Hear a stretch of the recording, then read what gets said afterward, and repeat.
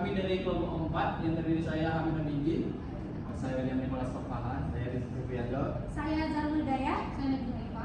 kami akan menjelaskan apa hal saja yang ada di kontrak. Baik, yang pertama kita akan membahas terkait definisi kontrak. Kontrak merupakan kesepakatan antara dua pihak atau lebih, yang dimana kesepakatan ini melahirkan kewajiban baik untuk berbuat sesuatu maupun tidak berbuat sesuatu. Nantinya kontrak ini akan menimbulkan akibat hukum. Selanjutnya ada juga unsur-unsur yang terdapat di dalam kontrak. Yang pertama yaitu unsur esensialia. Unsur esensialia bisa kita katakan sebagai hal-hal pokok yang ada di dalam kontrak, yang dimana unsur ini harus ada di dalam kontrak. Jika unsur ini tidak terdapat di dalam kontrak, maka kontrak bisa dikatakan dengan tidak ada. Selanjutnya unsur naturalia.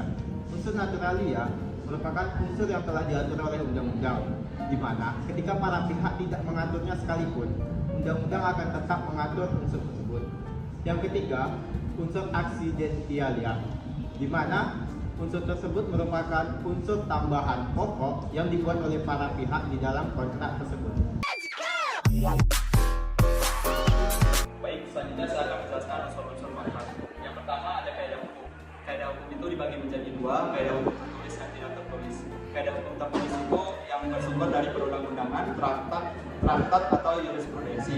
Selanjutnya yaitu kaidah hukum tidak tertulis, atau itu adalah kaidah hukum yang timbul atau tumbuh di masyarakat. Selanjutnya ada subjek hukum. Dalam kontrak subjek hukum itu ada dua, yaitu perorangan atau badan hukum. Yang ketiga ada prestasi. Prestasi itu dibagi lagi menjadi tiga, yaitu melakukan sesuatu, tidak melakukan sesuatu, atau memberikan sesuatu. Selanjutnya ada kata sepakat.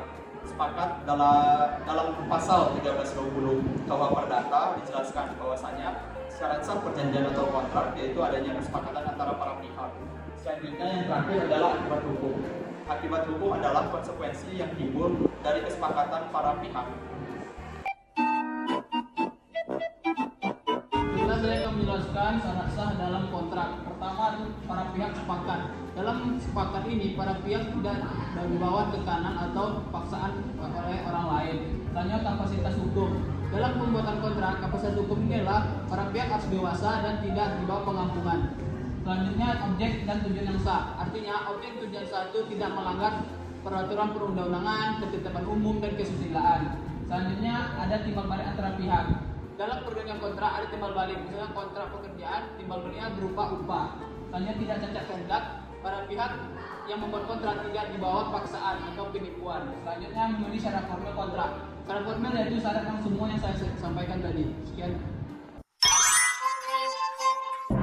Baik, selanjutnya kita akan membahas mengenai komponen kontrak. Untuk komponen kontrak yang pertama itu ada judul kontrak.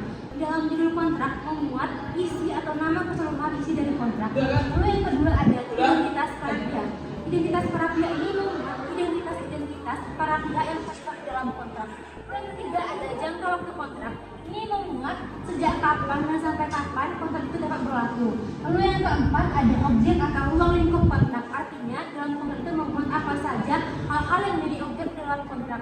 Lalu yang kelima ada hak dan kewajiban. Artinya memuat apa saja yang harus dilakukan dalam pihak-pihak yang berkontrak tersebut.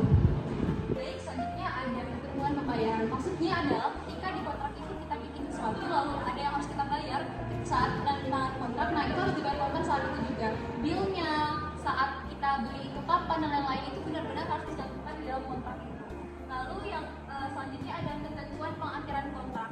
Ketika salah satu pihak ada yang tidak menjalankan kewajibannya atau melakukan prestasi dalam kontrak itu, entah dia tidak membayar dalam case kontrak itu merupakan kontrak jual beli atau sebagainya, nah maka di kontrak itu sudah harus tertulis bagaimana cara pengakhiran kontrak itu ketika salah satu pihak melakukan force majeure.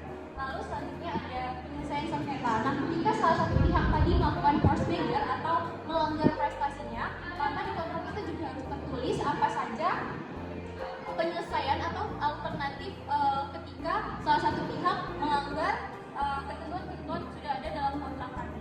Selanjutnya adalah tanda tangan. Nah, tanda tangan di sini adalah untuk membuktikan bahwa kedua belah pihak sama-sama melakukan perjanjian itu tanpa adanya paksaan, tekanan, dan lain sebagainya, sehingga perjanjian atau kontrak itu benar-benar dilakukan sesuai kemauan dan win-win solution dari kedua belah pihak. Lalu yang selanjutnya adalah klausel tambahan.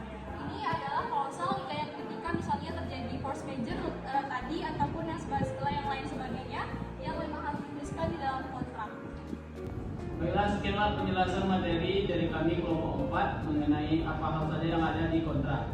Saya ucapkan terima kasih. Assalamualaikum warahmatullahi wabarakatuh.